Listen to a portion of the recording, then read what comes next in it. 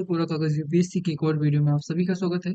आप सभी के लिए यहाँ पर मैं एक मिनट आप सभी के लिए यहाँ पर मैं आर्टिफिशियल इंटेलिजेंस के बहुत ही इंपॉर्टेंट 40 एमसीक्यूज लेकर आया हूँ। इससे पहले हम बायोटेक और नैनोटेक पर दो वीडियोस कंप्लीट कर चुके हैं। साथ में यहाँ पर हिस्ट्री के लिए आपको जो क्लासेस हैं वो मैम के द्वारा कराई जा रही हैं, जिसमें कि दो वीडियोस आपके भक्ति सूफीज्म पर और साथ में आज ही जो अपलोड हुआ है आपका ट्रेवलर्स पर वीडियोस आपको मिल चुके हैं। तो अब आपको क्या करना है, आपको ये वीडियो बहुत ही जल्द कंप्लीट करना है।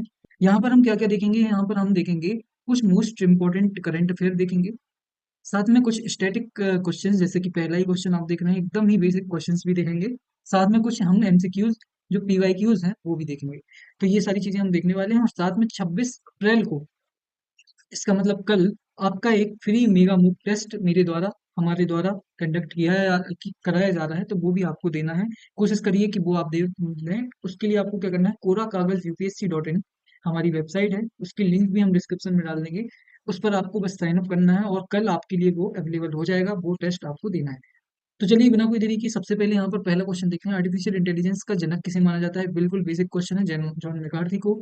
एलन ट्यूरिंग कौन है? इन्होंने एआई के लिए एक ट्यूरिंग टेस्ट बनाया है, इसलिए ये भी इंपॉर्टेंट हो जाते हैं। तो ऐसा क्वेश्चन आए कि बताइए जो ट्यूरिंग टेस्ट है उसका संबंध किससे है, तो वो आपको ध्यान रखना है आर्टिफिशियल इंटेलिजेंस से। फिर उसमें यही भी पूछ ले कि ट्यूरिंग टेस्ट में होता क्या है, तो आर्टिफिशियल इंटेलिजेंस की इंटेलिजेंस मापी जाती है कि वो मानव से कितना ज्यादा होशियार है या फिर मानव की तुलना में कितना सक्षम है। तो ये भी आपको ध्यान रखना है, ये सन भी आप पढ़ लेना, पीडीएफ टेलीग्राम चैनल पर हम अपलोड कर देंगे। दूसरा क्वेश्चन देखिए, पारंपरिक मशीन लर्निंग की तुलना में डीप लर्निंग की को परिभाषित विशेषता निम्नलिखित में से कौन सी है? तो मशीन लर्निंग जो है, जितनी भी कंप्यूटिंग डिवाइस होती हैं वो मशीन लर्निंग पर काम करती हैं। ठीक है, मशीन लर्निंग मतलब एक लैंग्वेज होगी, कोई भी भाषा होगी जिसको बोलते हैं कंप्यूटर लैंग्वेज, इस पर काम करेगी। जब ये मशीन लर्निंग बहुत ही ज्यादा डीप लेवल पर ले जाई जाती है तो उसको बोलते हैं डीप लर्निंग। तो मशीन लर्निंग के अंदर ही डीप लर्निंग आता है। मतलब अगर क्वेश्चन आ जाए आपको कि बताइए मशीन लर्निंग डीप लर्निंग के अंतर्गत आता है, तो वो आपको सही मानना है। लेकिन अगर कोई बोल दे कि डीप लर्निंग के अंदर मशीन लर्निंग आता है, तो ये गलत है। तो ये आपको ये सेट याद रखना है, मशीन जो मशीन लर्निंग है ये बाहर आएगा, डीप लर्निंग अंदर आएगा।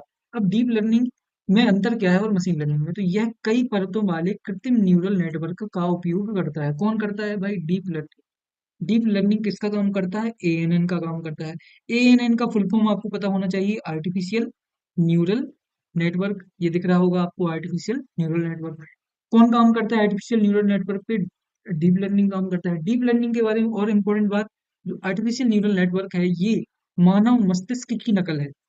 मानव मस्तिष्क की नकल है। जैसा आपका दिमाग सोचता है, अलग अलग टुकड़ों में सूचना को तोड़ता है फिर उसको एक करता है, वैसे ही आर्टिफिशियल इंटेलिजेंस एएनएन का काम करके सूचनाओं को पहले तोड़ता है, फिर जानकारी इकट्ठा करता है, उसके बाद प्रोसेसिंग करने के बाद आपको आउटपुट देता है। तो ये एकदम बेसिक इन्फॉर्मेशन है, तो जो मैं बोल रहा हूँ उस पर आपको बहुत ही अच्छे से ध्यान देना है।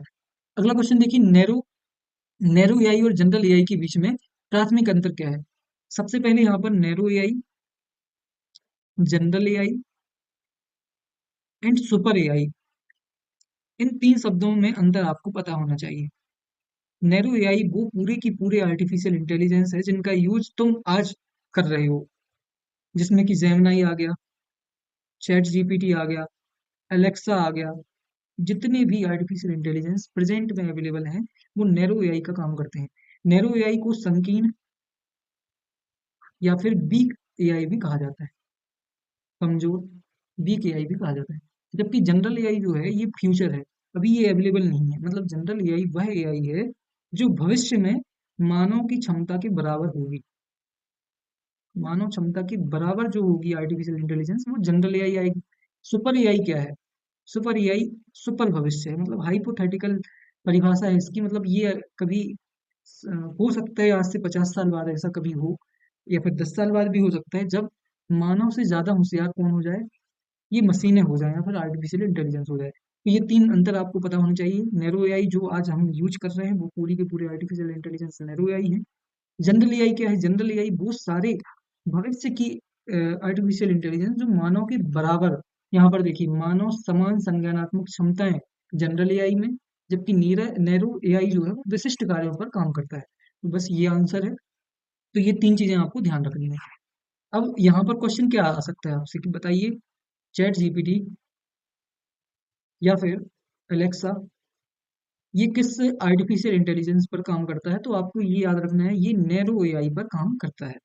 अगला क्वेश्चन देखिए, यहाँ पर हिंदी मिसिंग है, थोड़ा सा आपको ध्यान से पढ़ना है। नेचुरल लैंग्वेज प्रोसेसिंग, एनएलपी, ये क्या है? जितनी भी आर्टिफिशियल इंटेलिजेंस आज काम कर रहे हैं, वो जैसे आप बात करते हो आर्टिफिशियल इंटेलिजेंस से, ठीक वैसा ही एक आपको रिप्लाई मिलता है। फॉर एग्जांपल, आप चैट जीपीटी पर बात कर रहे हो और उससे बोल रहे हो कि भाई मुझे ये ऐसा करके दो, तो वो आपसे रिप्लाई में क्या देगा? भाई ऐसा ऐसा आंसर। तो ये जो लैंग्वेज सीखी है उसने, वो किस पर सीखी है? नेचुरल लैंग्वेज प्रोसेसिंग पर। तो ये किस पर काम करती है? नेचुरल लैंग्वेज प्रोसेसिंग प्रोसेसिंग जिस जो कि ह्यूमन लैंग्वेज को समझने का काम करती है। दूसरा देखिए आप, कंप्यूटर विजन। कंप्यूटर विजन का मतलब है जितनी भी विजुअल डेटा है उनको एनालाइज करना। चौथा पढ़िए आप, जनरेटिव एआई। जनरेटिव एआई का सबसे ज्यादा यूज आज आप सभी करते हैं, जिसमें आपको एक थंबनेल बनाना है या फिर आपको एक इमेज जनरेट करनी है, आपको एक छोटा सा शॉर्ट वीडियो जनरेट करना है, तो उसका यूज किस लिए किया जाता है? क्रिएटिव न्यू कंटेंट बनाने के लिए यूज किया जाता है। तो जैसे ही हमको डी का दो पता चला, डी का दो केवल एक में है, मतलब ए इसका सही आंसर है। तो ऐसे भी एलिमिनेट किए जा सकते हैं। जब आपको कुछ भी पता ना हो तो भी आपको क्वेश्चन अटेम्प्ट करने की कोशिश करनी है। बहुत ही इंपॉर्टेंट बात है, जब आपको कुछ भी पता ना हो तो भी ट्राई करो कि मुझे वो क्वेश्चन अटेम्प्ट करना है। उससे क्या होगा? आपको कम से कम एक इन्फॉर्मेशन भी अगर पता हुई तो आप वो आंसर सही कर सकते हैं। अगला क्वेश्चन क्वेश्चन है, एलएलएम में टोकन शब्द का क्या अर्थ है? लार्ज लैंग्वेज मॉडल में टोकन शब्द का अर्थ है, जब कोई आर्टिफिशियल इंटेलिजेंस से आप क्वेश्चन पूछते हैं। फॉर एग्जांपल, आपने एक क्वेश्चन किया कि बताइए कि भारत की राजधानी क्या है? भारत की राजधानी क्या है? तो जो आर्टिफिशियल इंटेलिजेंस है उसको छोटे छोटे टुकड़ों में इस सूचना को तोड़ेगी। जो छोटे छोटे टुकड़े हैं उन्हीं को बोलते हैं टोकन।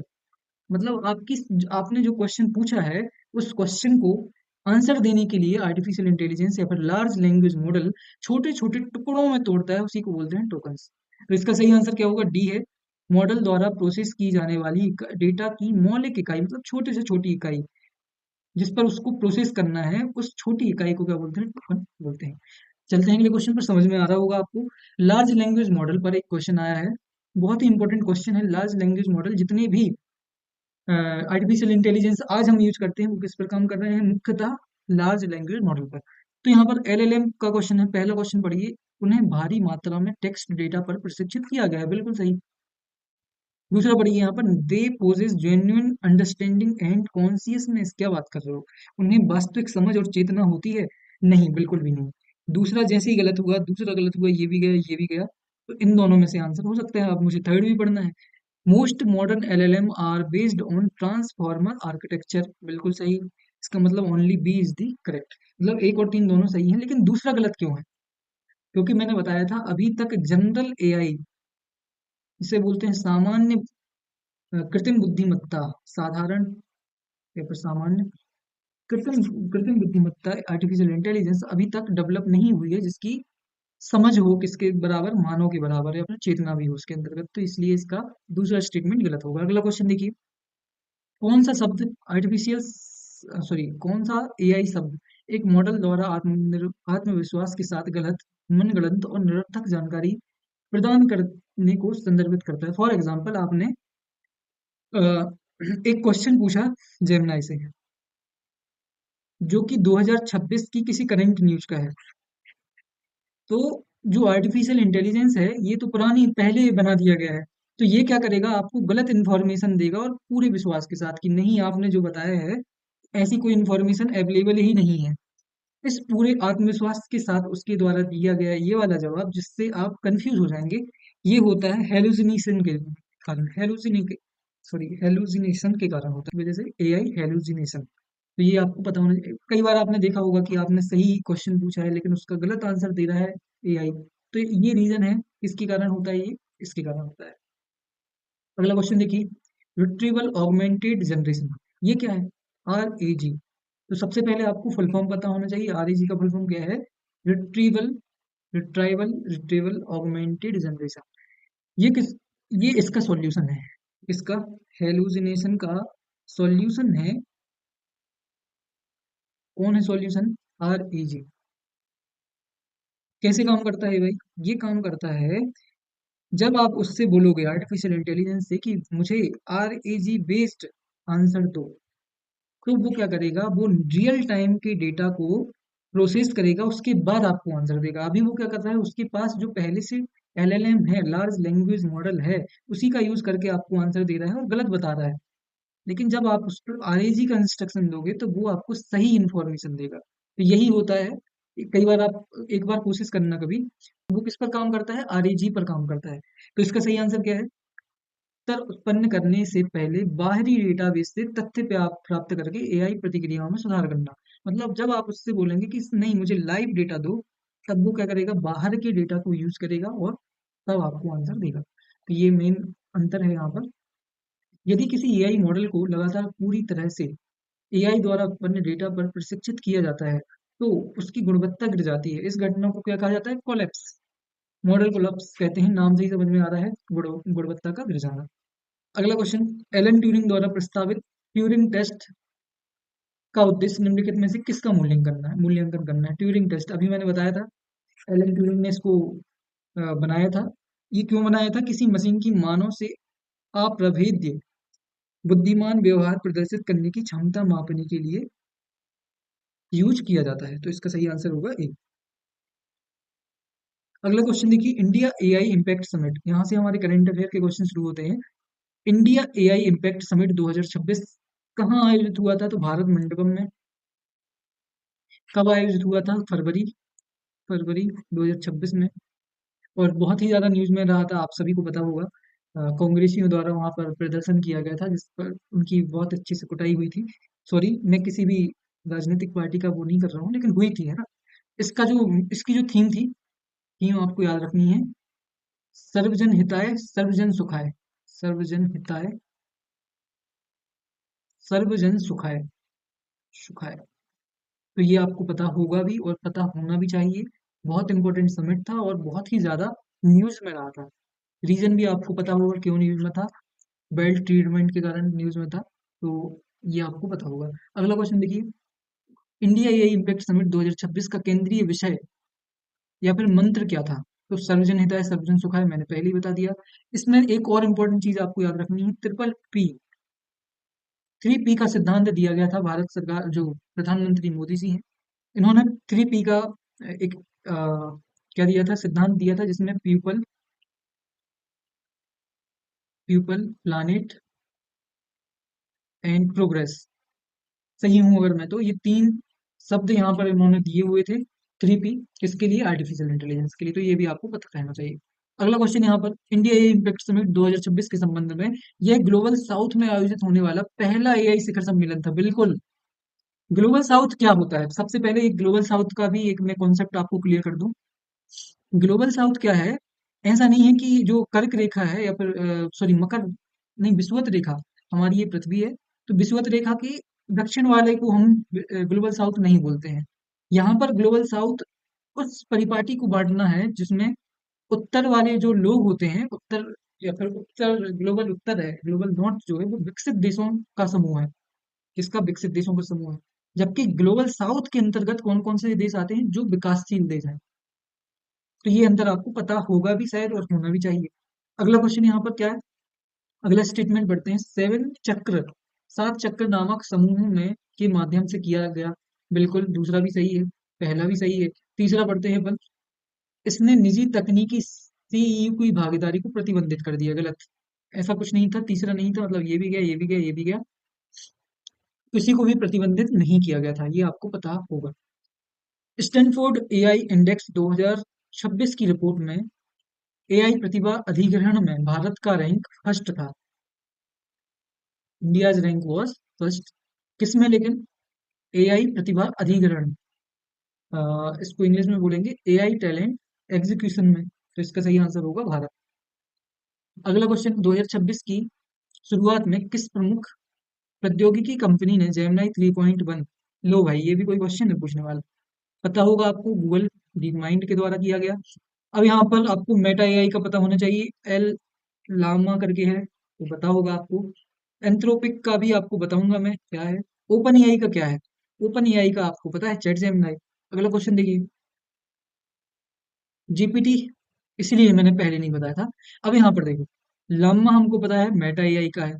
ग्रोक इंपॉर्टेंट है, अभी बताऊंगा मैं आपको। चैट जीपीटी, चैट जीपीटी यहाँ पर ओपन एआई का है। जैसे ही मुझे पता चला कि ए का 3 है, तो ए का 3 इसमें भी है और इसमें भी है। वैसे ही डी का 4, डी का दो इसमें भी है, इसमें भी है।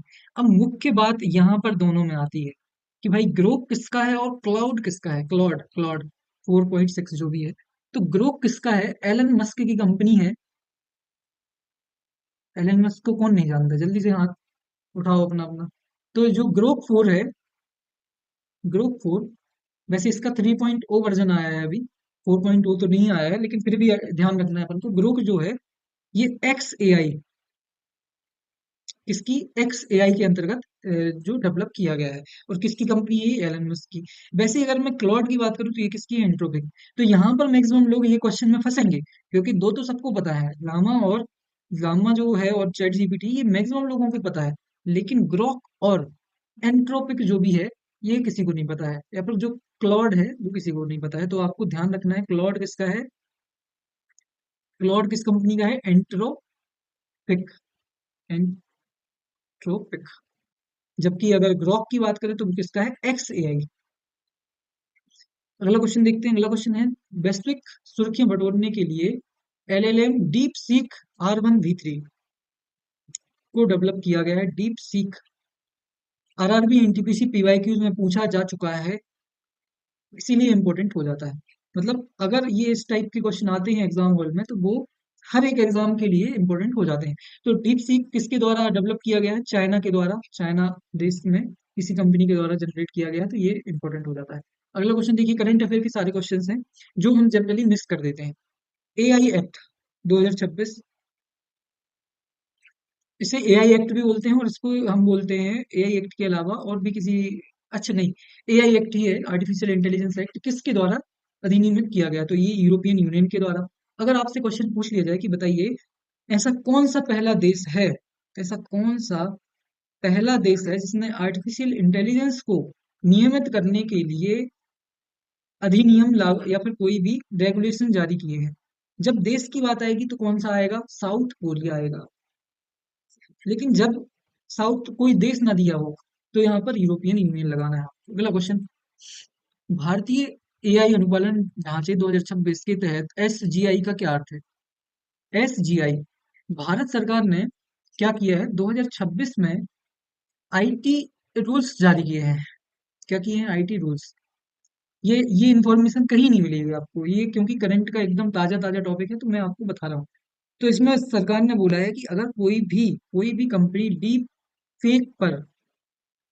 फेक जनरेटेड कोई भी न्यूडिटी या फिर किसी भी ऐसे कंटेंट जो कि अवैध है, उसको 3 घंटे में डिलीट नहीं करते हैं, तो उनको दिक्कत होगी। कोई भी कंपनी ऐसी है जो इस प्रकार की अवैध चीजें क्या कर रही हैं, डीप फेक को फैला रही हैं, तो अगर वो डिलीट नहीं करती हैं 3 घंटे के अंदर, तो उन पर कानूनी कार्रवाई की जाएगी।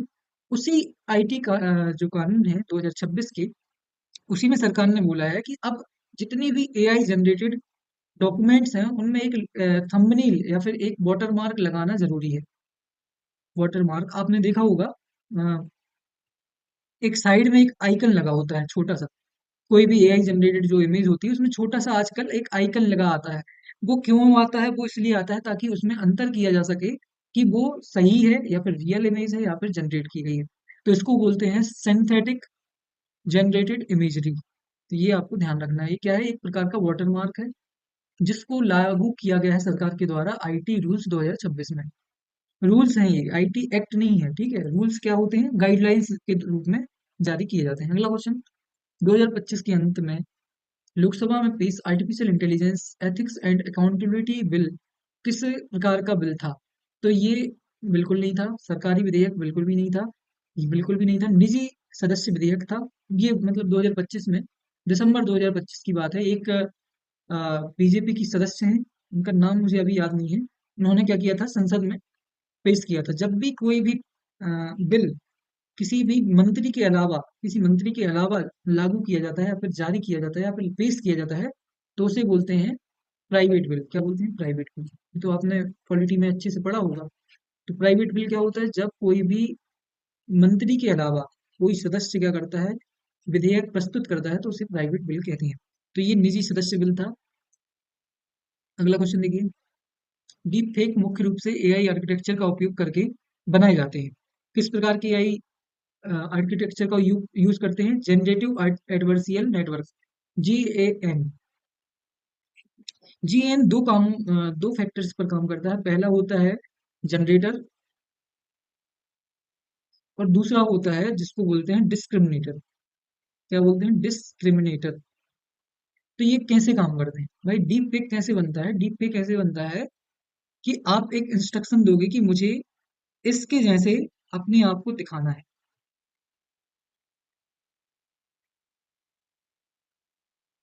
इसके जैसे अपने आप को दिखाना है, एक इमेज आपको बनानी है। तो ये जो डीप फेक है, GAN है, ये ऐसे काम करता है कि जनरेटर जनरेट करता है। जनरेटर क्या करता है? जनरेट करता है आपकी इस इमेज को, कोशिश करेगा पहले ऐसे बनाएगा। इसमें देखिए हाथ ठीक हो गए, लेकिन फेस अभी भी इसका कैसा है? वैसा है। तो ये जो जनरेटर है, ये क्या काम करता है? जनरेट करने की कोशिश करता है। जबकि डिस्क्रिमिनेटर क्या काम करता है? डिस्क्रिमिनेटर इसमें और इसमें फर्क करता है, और जब तक फर्क करता है, जब तक कि दोनों लगभग सेम ना दिखने लगे। तो ये जो अंतर है, ये पूरा का पूरा जो काम है, ये किस पर काम करता है? जनरेटिव एडवर्सियल नेटवर्क पर काम करता है। तो ये आपको फुल फॉर्म पता होना चाहिए GAN का। अगला क्वेश्चन देखिए। व्यापक एआई अपनाने का प्रमुख सामाजिक नैतिक नुकसान या जोखिम निम्नलिखित में से किसे माना जाता है? तो इसका सबसे प्रमुख जो जोखिम है ये है, मतलब एक जनरल स्टेटमेंट है, बन जाएगा आपसे। अगला क्वेश्चन देखते हैं, ज्यादा लंबा नहीं करते हैं वीडियो को। क्लॉड एआई, अभी हमने पढ़ा था क्लॉड एआई किसके द्वारा? एंथ्रोपिक के द्वारा डेवलप किया गया है। ये एक कंपनी है जो कि एआई बनाने का काम करती है। संवैधानिक एआई नामक दृष्टिकोण का उपयोग करके क्लॉड LLM परिवार बनाया गया है। तो इसमें क्या कोशिश की गई है कि कोई भी हानि रहता होगी, मतलब हानि नहीं होनी चाहिए इसमें। तो इस प्रकार से क्लाउड को क्या किया गया है? डेवलप किया गया है। अगला क्वेश्चन, प्रॉम्प्ट इंजीनियरिंग क्या है? आपको कोई भी चीज जनरेट करानी है आर्टिफिशियल इंटेलिजेंस से, तो आप एक इंस्ट्रक्शन का सेट बनाएंगे। इंस्ट्रक्शंस का एक सेट बनाएंगे कि ऐसा ऐसा होना चाहिए, ऐसा ऐसा होना चाहिए, ऐसा ऐसा मुझे इमेज चाहिए। उस पूरे के पूरे सिस्टमेटिक जो पूरा का पूरा टेक्स्ट है, उसको हम क्या बोलते हैं? प्रॉम्प्ट बोलते हैं। और इस पूरी की पूरी चीज को क्या बोलते हैं? प्रॉम्प्ट इंजीनियरिंग बोलते हैं। तो पहला स्टेटमेंट पढ़ना है, यह भौतिक रूप से हार्डवेयर बनाने की प्रक्रिया है बिल्कुल गलत। जैसे ही पहला गलत हुआ, ये भी गया, ये भी गया। अब दूसरा और तीसरा अकेला पढ़ना है।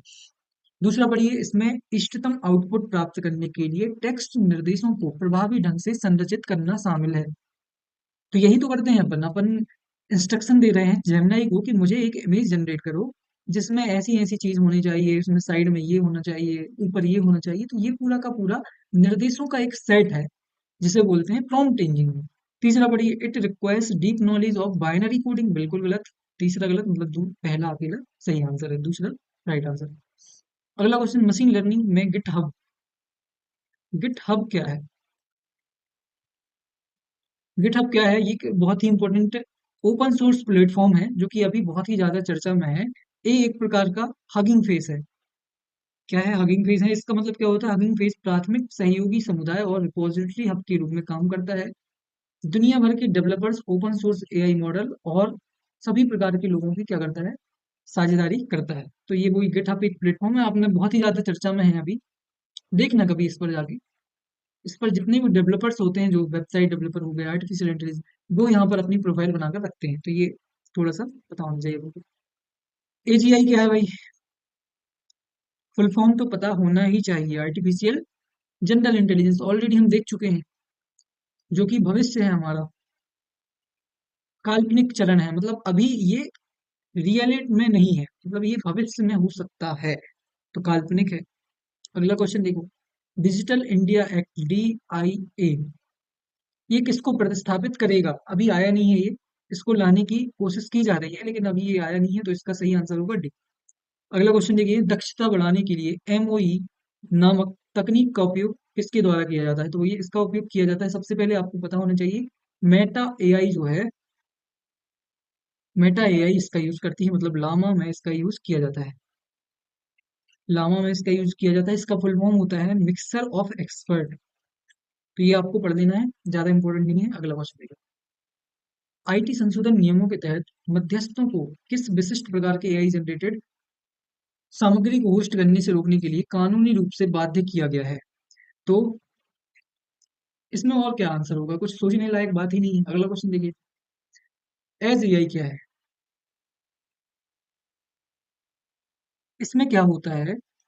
ऐसी आर्टिफिशियल इंटेलिजेंस जिसमें डेटा क्लाउड में स्टोर नहीं होता है। क्लाउड में स्टोर ना होने का मतलब ये हुआ कि अगर आपको कोई भी प्रोसेसिंग करानी है तो जरूरी नहीं है कि डेटा पहले मतलब प्रोसेस करने के लिए क्लाउड से आपके आर्टिफिशियल इंटेलिजेंस को यूज करना पड़े, बल्कि लोकली क्या होता है, स्टोर होता है। इसका सबसे अच्छा एग्जांपल जो है, इसका सबसे अच्छा एग्जांपल है ऑटोमेटेड कार।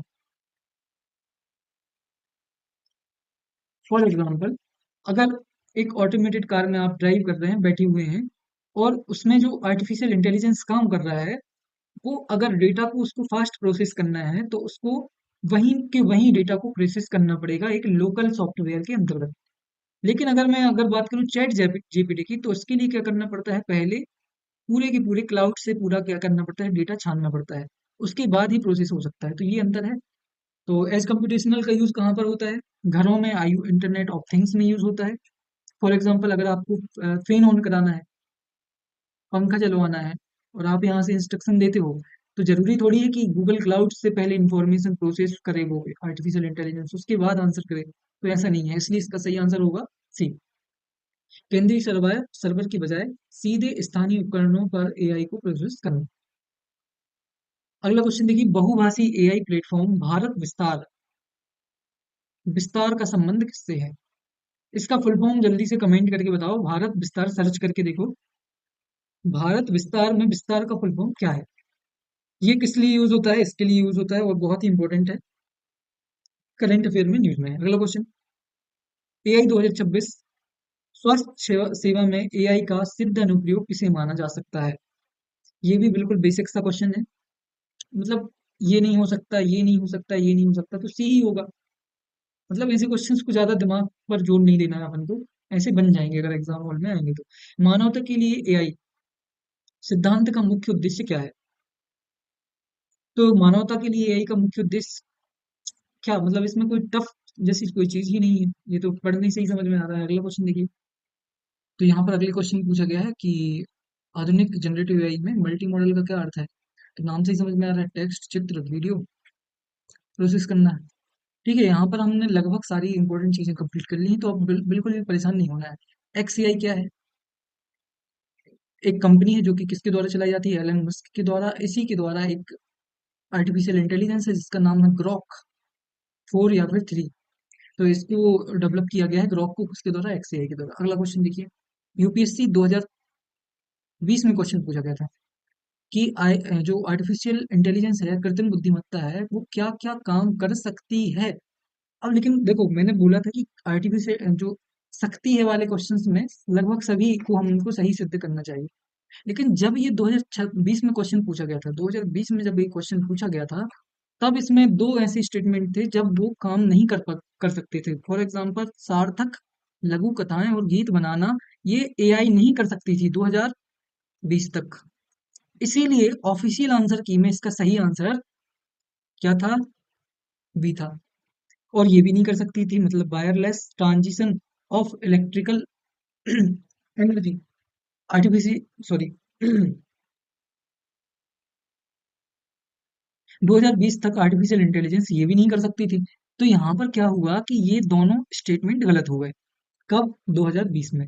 लेकिन अगर मैं बात करूं 2025 में या फिर 2026 में, जब आज हम वर्तमान की बात करें, तो वर्तमान में ये सारे के सारे स्टेटमेंट सही हैं। मतलब सॉरी, आर्टिफिशियल इंटेलिजेंस 2026 में सारे के सारे काम कर सकती है। आप बोलो, चैट जीपीटी से जाकर बोलो कि मुझे गाना जनरेट करो, या फिर चैट जीपीटी के अलावा बहुत सारे ऐसे जनरेटिव आर्टिफिशियल इंटेलिजेंस अवेलेबल हैं जो कि इस क्षेत्र में बहुत ही अच्छा काम कर रहे हैं। तो बस वो बना के दे देगा आपको। और साथ में wireless transmission of electrical energy, सीधे सीधे नहीं कर पाता है आर्टिफिशियल इंटेलिजेंस, लेकिन जो पूरा का पूरा तंत्र है उसको नियंत्रित कर सकता है। कौन? Artificial intelligence. तो इसलिए ये पांचों के पांच काम आज के टाइम पर 2026 में आर्टिफिशियल इंटेलिजेंस कर सकती है। अगला क्वेश्चन, एआई कंप्यूटर की किस पीढ़ी की विशिष्ट विशेषता है, तो पांचवी। अगला क्वेश्चन देखो, आईबीएम ने 1997 में तत्कालीन शतरंज गैरी कास्पारोव को हराया, किस वाली प्रसिद्ध आईबीएम ने? तो इसका सही answer deep blue. Basic concept वाला क्वेश्चन है ये। जॉन मैकार्थी इसका आंसर। LISP का फुल फॉर्म पता होना चाहिए आपको, लिस्ट लिस्ट प्रोसेसिंग प्रोसेसिंग। तो ये कब आया था? 1958 में। किसने दिया था? ये दिया था जॉन मैकार्थी ने। इतना ही इंपॉर्टेंट है, बस इतना याद रहना चाहिए तुमको। एनएलपी का फुल फॉर्म पता होना चाहिए, ऑलरेडी हम पढ़ चुके हैं, इसलिए अब इस पर बात नहीं करेंगे। नेचुरल लैंग्वेज प्रोसेसिंग, ठीक है। इसी के साथ लगभग सारे क्वेश्चन हमारे कंप्लीट होते हैं। अब सबसे इंपॉर्टेंट चीज, कुछ ऐसे इंपॉर्टेंट करंट अफेयर के टॉपिक्स हैं जो यहाँ पर उपलब्ध नहीं है या फिर यहाँ से मिस हो गए, तो वहां पर वो भी मैं ऐड कर देता हूँ। सबसे पहले आपको ध्यान रखना है, आरपीएफ के द्वारा विशाखापट्टनम जंक्शन में विशाखापट्टनम जंक्शन में अर्जुन एआई आधारित रोबोट लगाया गया है। क्या नाम है इसका? अर्जुन नाम है इसका। अर्जुन का फुल फॉर्म देख लेना आप। JUN से तो जंक्शन है, और AR से शायद ऑटोमेटेड रोबोट फॉर जंक्शन ऐसे करके कुछ है। तो एक बार देख लेना, अर्जुन ACS जब अर्जुन करके नाम है इसका। तो एक रोबोट लगाया है जो कि किस किस पर आधारित है? AI पर आधारित है। वैसे एक क्वेश्चन पूछा जा सकता है आपसे कि बताइए, जियो के द्वारा या फिर ऐसी कौन सी कंपनी है जिसके द्वारा people people sorry people first platform develop किया गया है? तो इसका आंसर होगा जियो। जियो के द्वारा प्यूपल फर्स्ट प्लेटफॉर्म जनरेट किया गया है जो कि AI आधारित है। वैसे ही क्वेश्चन आ सकता है कि मौसम जीपीटी किसके द्वारा डेवलप किया गया है? तो ये भारतीय मौसम विज्ञान के द्वारा, IMD के द्वारा, ठीक है, डेवलप किया गया है। मौसम विज्ञान के द्वारा, डिपार्टमेंट के द्वारा क्या किया गया है? डेवलप किया गया है। वैसे ये क्वेश्चन आपको मतलब क्वेश्चन तो नहीं आ सकते यहाँ से, लेकिन मैं आपको एक एक्स्ट्रा एडिशनल फैक्ट बताता हूँ। एक मॉल्ट बुक करके बहुत ही मतलब चर्चा में रहा था ये मॉल्ट बुक 2026 में। ये एक प्लेटफॉर्म है जो कि ओनली फॉर AI है। मतलब ये एक सोशल मीडिया प्लेटफॉर्म है। किसका प्लेटफॉर्म है पता है आपको? जितनी भी दुनिया भर की आर्टिफिशियल इंटेलिजेंस है, वो खुद यहाँ पर बात करती हैं। कहाँ पर? मॉल्ट बुक पर। मतलब ये बहुत ही चर्चा का विषय रहा था 2026 फरवरी मार्च में। उस टाइम पर जितनी भी AI हैं, उन्होंने अपना खुद का सोशल मीडिया प्लेटफॉर्म, जैसे आप इंस्टाग्राम पर सर्फिंग करते हो, मतलब सारे के सारे सोशल मीडिया यूज करते हो साइट्स का, वैसे ही मोल्ट बुक क्या है? आर्टिफिशियल इंटेलिजेंस का एक सोशल मीडिया प्लेटफॉर्म है। मतलब केवल वहां पर वही उन्हीं के अकाउंट होंगे, वही बात करेंगे, वही पोस्ट करेंगे, वही स्क्रीनशॉट शेयर करेंगे, वही मतलब सब कुछ कौन करेगा? मॉल्ट बुक पर आर्टिफिशियल इंटेलिजेंस ही काम करेगी। तो ये खतरनाक, मतलब सोचने में ही खतरनाक लगता है कि उनकी भी अपनी एक कम्युनिटी बनती जा रही है। तो आगे चल के सुपर AI तक पहुंचने में हो सकता है कि आज से 10 साल बाद या फिर 5 साल बाद भी सुपर AI के क्षेत्र तक आर्टिफिशियल इंटेलिजेंस पहुंच जाए। तो ये बहुत ही खतरनाक चीज है, मतलब आर्टिफिशियल इंटेलिजेंस। तो इसी के साथ लगभग सारे टॉपिक्स प्लस जितने भी इम्पोर्टेंट टॉपिक्स थे वो हमने कंप्लीट कर लिए हैं। तो आशा करता हूँ कि यहाँ से एक आध क्वेश्चन भी अगर आपका फंस जाता है, या फिर एक आध तो नहीं, मतलब लगभग सारी चीजें हमने कंप्लीट की हैं, तो मैक्सिमम क्वेश्चंस यहाँ से फंस जाए तो इससे अच्छा क्या हो सकता है। और जुड़े रहिए ऐसे ही कोरा कागज यूपीएससी पर। मिलते हैं, वीडियो पढ़ते रहिए, ध्यान रखना। और बिल्कुल भी सब्सक्राइब करना ना भूलें। टेलीग्राम चैनल को ज्वाइन कर लीजिए। कल मतलब 26 अप्रैल को होने वाला है हमारा मेगा मूक टेस्ट, जो कि आपको मिलेगा हमारी पूरा कागज UPSC.in पर। तो आपको क्या कर लेना है? ज्वाइन कर लेना है हमारे लिए, लिंक डिस्क्रिप्शन में मिल जाएगी। मिलते हैं अगले वीडियो में, पढ़ते रहिए, ध्यान रखना। थैंक यू सो मच, धन्यवाद। जय हिंद, जय भारत, वंदे मातरम।